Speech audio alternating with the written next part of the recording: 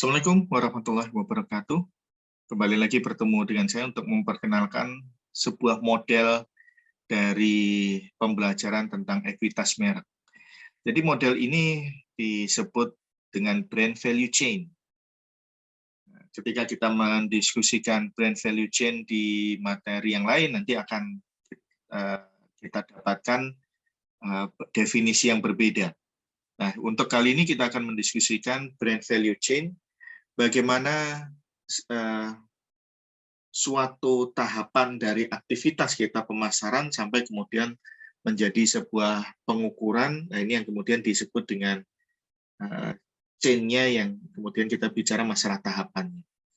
Nah, secara umum model brand value chain akan kita lihat dari konsep dari gambar berikut, bahwa dimulai dari tahapan ketika produsen melakukan aktivitas pemasarannya, bahwa aktivitas pemasaran di era di mana transparansi semakin dituntut, akuntabilitas semakin ditingkatkan, jadi segala sesuatu kemudian harus bisa diukur, segala sesuatu harus bisa dirasakan manfaatnya, terutama oleh perusahaan.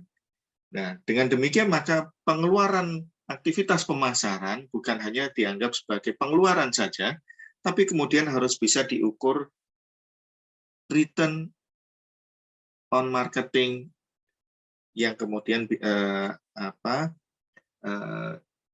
kita menyebutnya biasanya adalah ROMI, return on marketing investment. Jadi pengeluaran yang dilakukan oleh pemasar dianggap sebagai investasi yang kemudian harus bisa diukur berapa tingkat pengembalian yang kemudian bisa dirasakan oleh perusahaan. Jadi kita lihat bahwa aktivitas pemasaran bisa jadi dia merumuskan, menciptakan produk, kemudian mengkomunikasikannya kepada konsumen dengan apakah iklan, apakah kemudian melalui pameran, dan seterusnya. Kemudian aktivitas perdagangan B2B dengan retail, dengan kemudian grosirnya, ini juga kemudian termasuk aktivitas yang harus dilakukan oleh perusahaan. Dan bisa jadi kemudian aktivitas pemasaran itu melibatkan, dan terutama memang biasanya melibatkan salesperson, dan kemudian lain-lainnya. Nah, aktivitas ini kemudian dilihat berapa pengeluaran yang sudah kita lakukan, dan kemudian dampaknya harus kita bisa ukur. Dampak yang pertama secara langsung adalah bahwa aktivitas pemasaran harus bisa dilihat dari konsumennya secara langsung, karena mereka adalah menjadi target utama. Maka di sini yang akan kita ukur adalah dimensi-dimensi dari ekuitas mereknya. Anda bisa lihat di sini. Untuk mengukur apa yang ada dalam benak konsumen dan hati konsumen, kita akan bicara masalah consumer black box, kotak hitam konsumen. Dan ini harus kita bedah. Bedahnya itu dengan cara kemudian kita melakukan riset. Ada tracer study yang harus kita lakukan untuk melihat ekuitas merek itu. Brand awareness terhadap produk seperti apa dari waktu ke waktu. Apakah meningkat atau tidak? Kalau kemudian tidak terjadi peningkatan, berarti ada masalah dalam aktivitas pemasaran kita. Kemudian, apakah konsumen sudah memiliki asosiasi yang jelas terhadap merek kita dibanding merek pesaing? Dan bagaimana sikap konsumen terhadap produk tersebut? Harusnya semakin positif. Dan apakah konsumen semakin melekat, semakin kemudian terikat terhadap produk itu, dan seterusnya. Jadi apa yang ada dalam benak, hati, dan perilaku konsumen harus kemudian bisa terukur dampaknya setelah kemudian produsen melakukan aktivitas pemasaran. Tapi apa yang ada pada consumer mindset ini adalah sesuatu yang sifatnya subjektif. Alat ukur yang bersifat lebih subjektif adalah dilihat dari berbagai kinerja pasar, apakah harganya kemudian memiliki harga premium, apakah konsumen masih memiliki elastisitas tinggi ataukah rendah, ini yang kemudian juga harus kita lihat. Produk yang baik semestinya konsumen tidak akan peduli masalah harga selama dia suka, jadi elastisitasnya semestinya rendah. Kemudian market share-nya semestinya tinggi dibanding kemudian market share dari pesaing. tingkat kesuksesan ekspansinya mestinya juga tinggi. Ketika kemudian terjadi economic of scale, maka ini juga harus diukur apakah memang terjadi cost saving. Dan yang juga perlu dilihat tentunya adalah seberapa beruntungkah, seberapa untungkah perusahaan, seberapa profitkah perusahaan dari hasil aktivitas pemasaran kita. Ini adalah ukuran-ukuran yang lebih objektif, datanya lebih berupa data rasio. Nah, data lain lagi adalah dari stakeholder, yaitu investor kita. Di pasar saham, apakah kemudian nilai dari perusahaan kita menjadi membaik dengan aktivitas pemasaran sinyal-sinyal yang dilakukan oleh pemasar kita. Nah, jadi ini adalah brand value chain, bahwa pemasar tidak berjalan sendiri, dia harus mengukur berbagai hal, yaitu apa yang ada dalam benak pada diri konsumen, apa yang terjadi di pasar secara umum, dan kemudian kita juga bisa melihat dari kacamata investor. Nah, tentunya ada aktivitas yang bisa memoderasi, mempercepat dan memperlemah hubungan. Misalkan adalah dari aktivitas pemasaran ke customer mindset. Maka harus dilihat bagaimana tingkat persaingannya. Kalau tingkat persaingannya sangat-sangat tinggi, maka tentunya apa yang ada di benak konsumen tidak begitu terlihat. Seberapa berbedanya aktivitas yang kita lakukan. Kalau kita hanya me too program, me too product, me too promotion, maka konsumen juga tidak akan bisa melihat produk kita. Jadi harus bisa memunculkan distinctiveness. Ada sesuatu yang berbeda dari produk kita dibanding pesaing.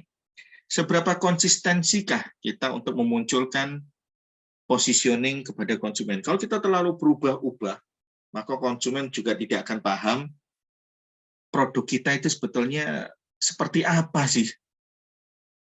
Apa sih yang diinginkan oleh produsen? Sama seperti kalau Anda punya banyak kepribadian, orang tidak akan tahu kepribadian Anda sebenarnya, bisa jadi malah kemudian dianggap mempunyai permasalahan psikologi nantinya. Jadi harus konsisten, dan masing-masing kemudian harus untuk masing-masing aktivitas pemasaran harus terintegrasi untuk kemudian memunculkan sesuatu yang sama dan konsisten. Nah, dan apakah itu memang relevan dengan kebutuhan, keinginan dari konsumen saat ini? Konsumen di mana produk dipasarkan, di daerah geografis tertentu, dan seterusnya. Ini adalah bahwa kualitas program juga harus dilihat agar kemudian sampai kepada konsumen. Kondisi persaingan tadi juga ikut menentukan apa yang ada pada diri konsumen, itu juga dampaknya terhadap pasar akan ditentukan juga dengan bagaimana kondisi persaingan. Misalnya, ketika Anda memunculkan sesuatu yang berbeda, tiba-tiba pesaing kemudian memunculkan merek baru untuk melawan merek kita, untuk menyaingi produk kita. Nah, maka bisa jadi kemudian aktivitas pemasaran yang kita lakukan direduksi oleh aktivitas dari pesaing.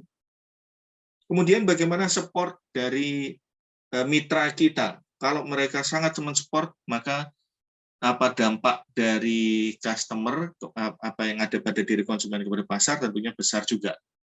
Tapi kalau supportnya minim, mereka cenderung untuk indifferent, silakan bersaing sendiri, silakan kita hanya menyediakan tempat, maka support dari channel yang seperti itu tentunya tidak akan baik bagi keberadaan produk kita. Nah, di sisi lain juga seberapa besar sih konsumen kita, seberapa menguntungkannya sih untuk konsumen kita, itu juga akan menentukan dampak dari apa yang ada pada diri konsumen dan pada pasar. Demikian juga ada variabel yang memoderasi dampak dari aktivitas yang kita lakukan di pasar, kinerjanya seperti apa, dengan kemudian apa yang ada di benak investor. Nah, jadi kondisi dinamika pasar, kemudian sinyal-sinyal dari produk-produk lain, sinyal-sinyal makroekonomi dan sebagainya, tentunya juga akan berdampak karena investor juga akan melihat hal-hal tersebut.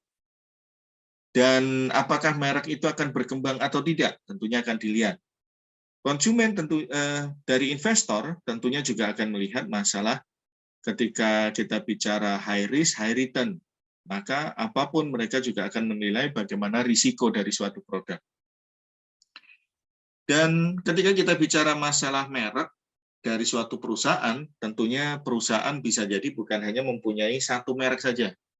Jadi kalau merek itu hanya sebagian kecil saja, maka dampaknya mungkin lemah terhadap aktivitas investasi.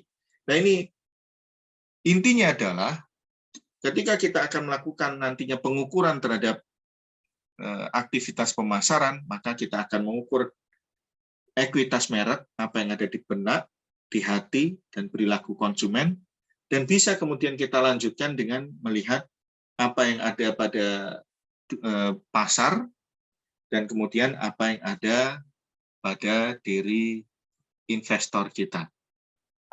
Nah, demikian dari materi hari ini untuk kita mengenalkan tentang brand value chain sebagai model lanjutan dari model yang brand resonance pyramid yang dimunculkan oleh Keller. Saya Dr. Ganjar Chandra Premananto untuk Massive Open Online Course Universitas Airlangga. Barakallah, semoga bermanfaat bagi kita semua.